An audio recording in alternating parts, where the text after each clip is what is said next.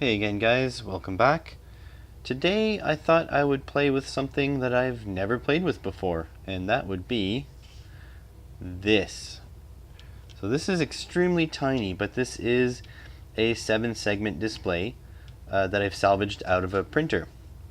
So the first things we're going to have to do is kind of characterize this, and then we're going to have to maybe map out the pins, and then we're going to have to activate them one at a time probably. And then we'll have to decide, maybe something basic we can do with this. So with that being said, let's get started.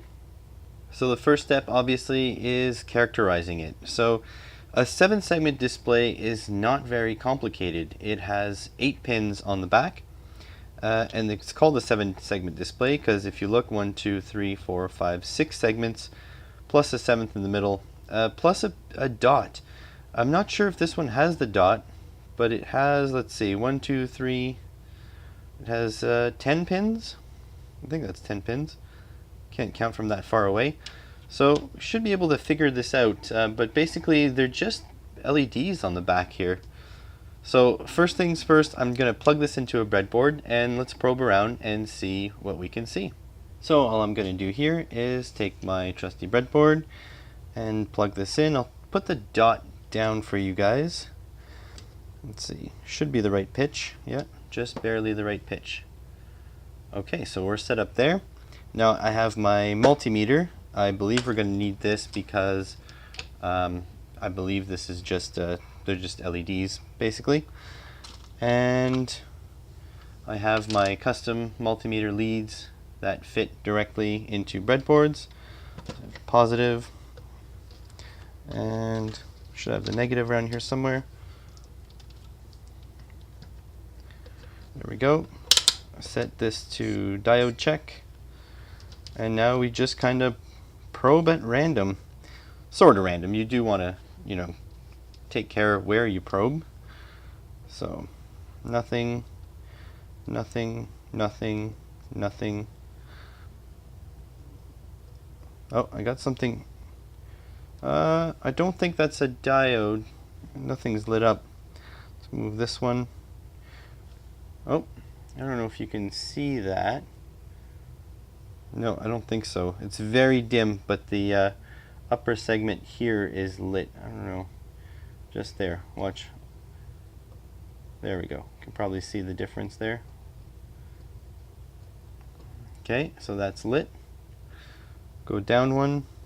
Yep, the center segment, bottom left, very bottom. So I think we found the power. That's the dot. The dot is lit. Don't know how well you could, probably can't see that well at all. Bottom right, upper right. Did I get the upper lit? Oh, there's the upper. Okay, upper right, lower right,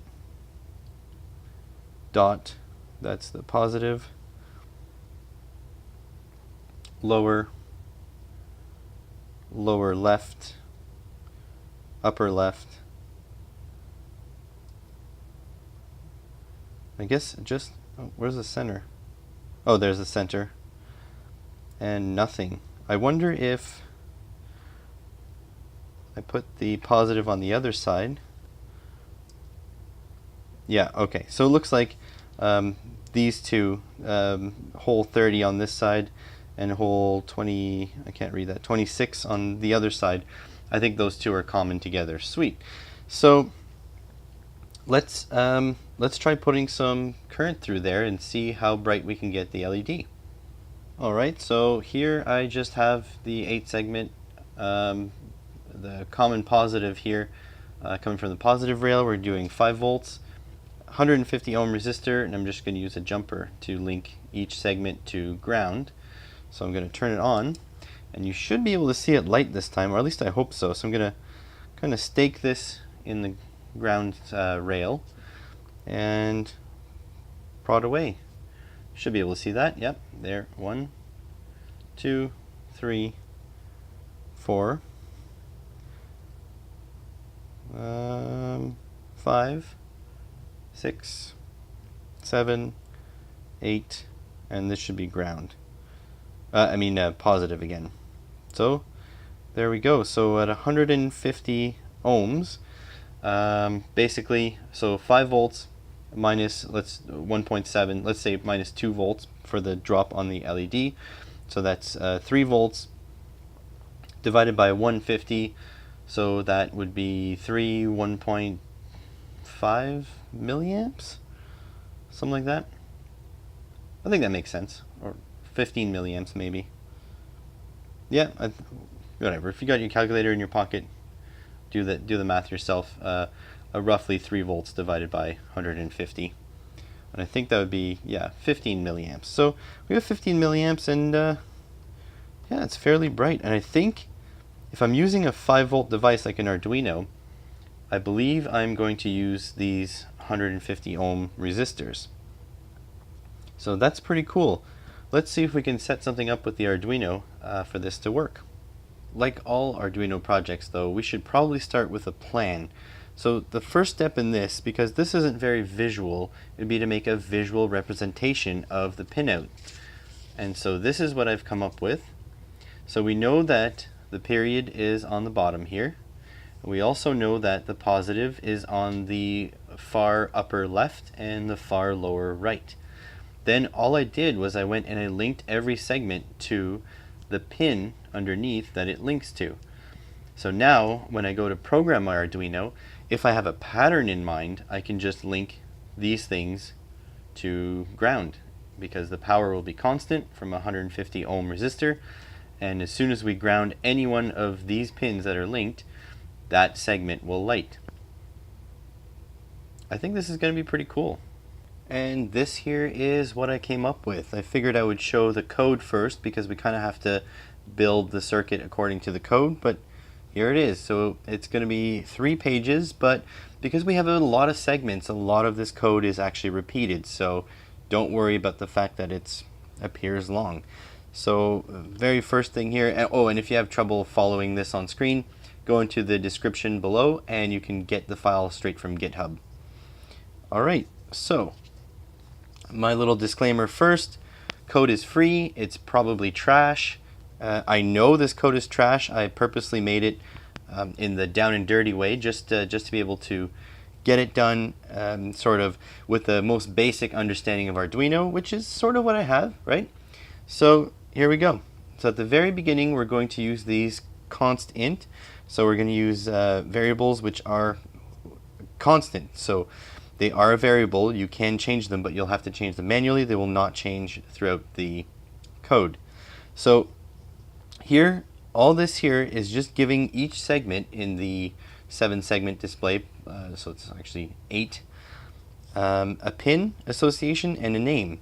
So const int period seg, that means the seg that's the period, the segment that's the period, and we're giving it pin 13.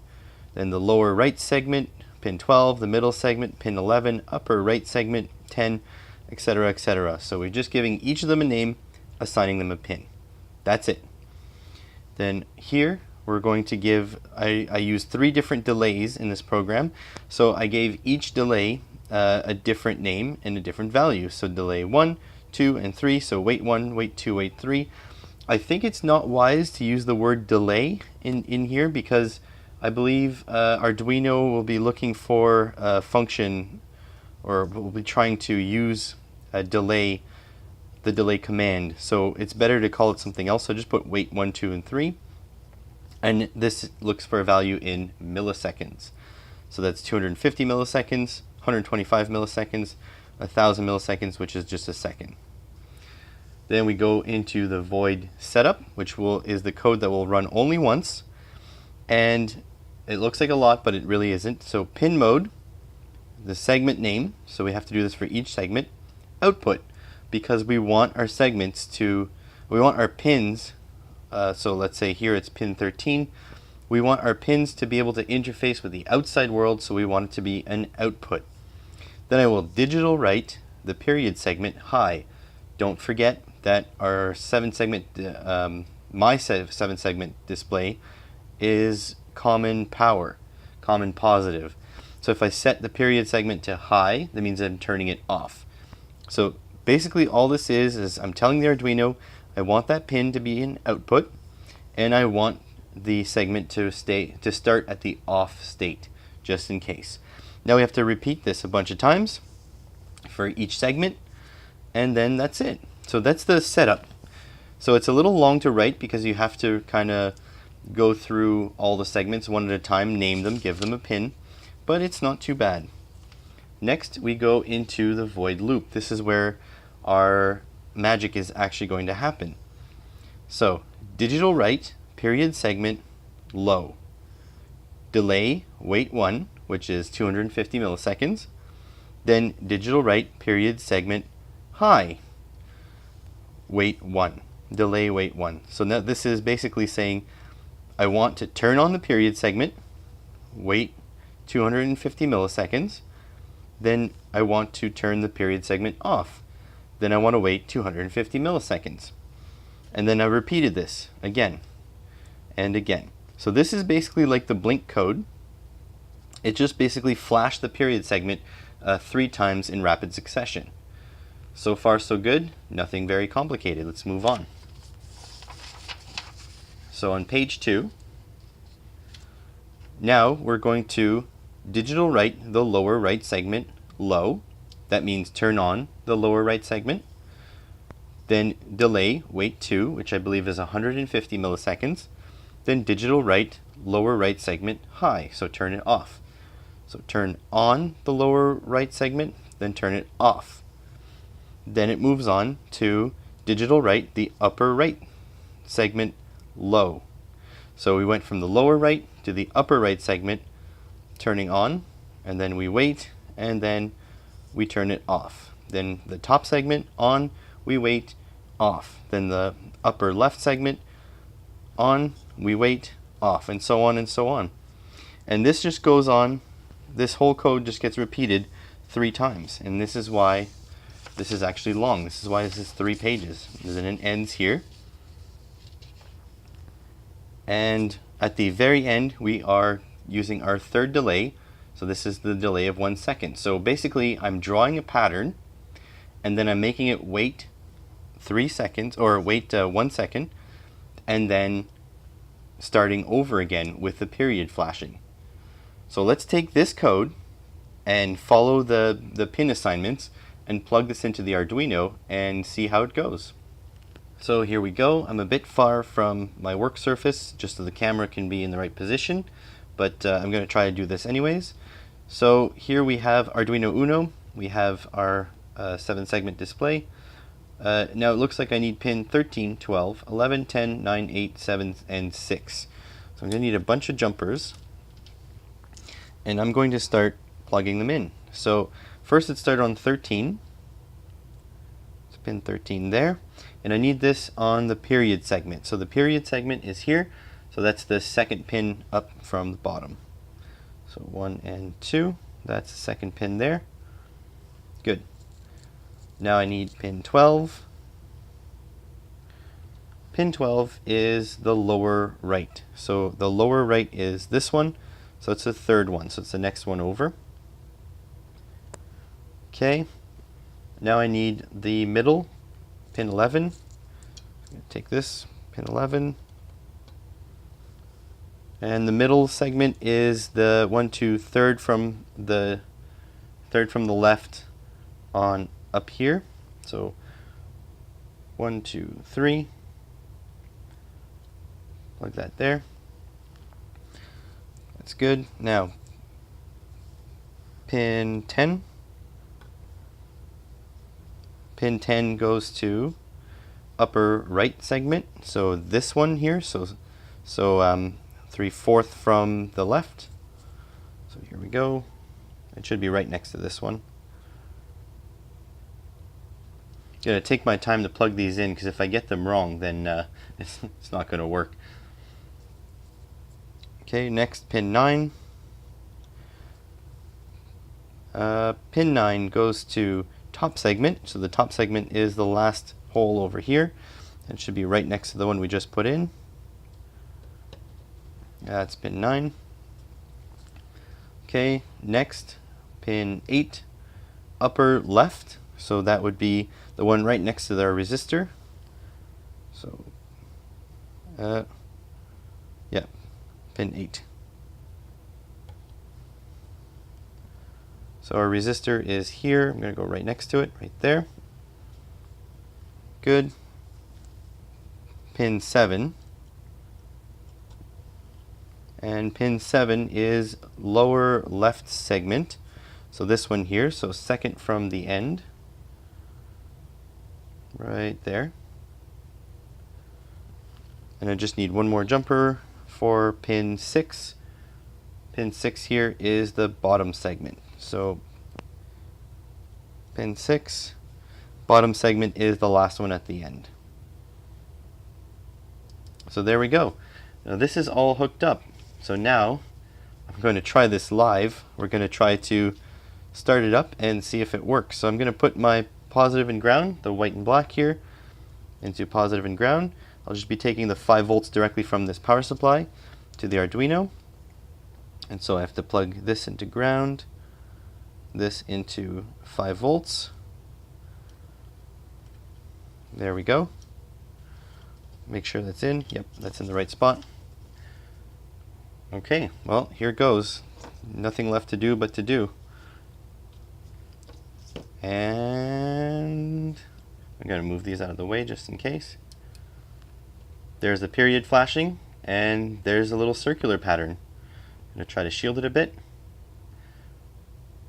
So you see that? It does 3 flashes here, and then it goes around in 3 circles, waits a second, and restarts the whole process.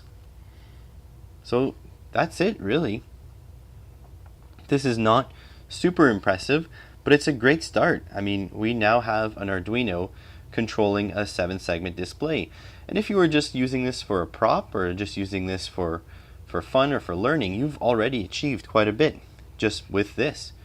So make sure you go to the GitHub in the description below and take this code and upload it to your Arduino and see if you can make this work. The only thing is you'll have to reverse all the highs to lows and all the lows to highs if you have a common ground display, and you'll have to put your resistor on the negative. Now, one more thing is if we want to run more than one segment at a time, it becomes a bit more complex. That means that we'll have to put resistors on the negative side or deal with something else, and I think I'm going to look at that into the next video in this series. So if you're interested to see where this is going and maybe we can make this a bit more useful, then make sure you come back for that. But as always, thanks again for watching. See you next time.